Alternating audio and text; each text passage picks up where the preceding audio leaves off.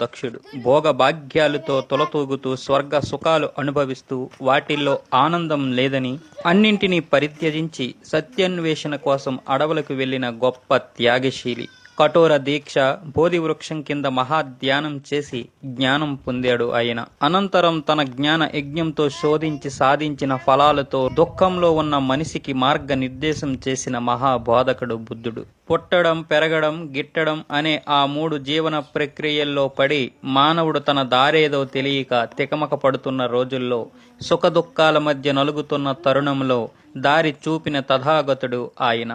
బుద్ధుడు తాను దేవుణ్ణని చెప్పలేదు, తనను తాను అలా ఆరాధించవద్దన్నాడు. ఒక మార్గం అందించాను, అది నా అనుభవంలోంచి పుట్టింది, దాన్ని మీరు అనుసరించి జీవిత సత్యం తెలుసుకోవచ్చు అని ప్రజలకు ఆయన బోధించాడు. విశ్వాసం కంటే అవగాహనకే ఎక్కువ ప్రాధాన్యమిచ్చాడు. ఇది సశాస్త్రీయమైనది, నేను చెప్పానని మీరు నమ్మాల్సి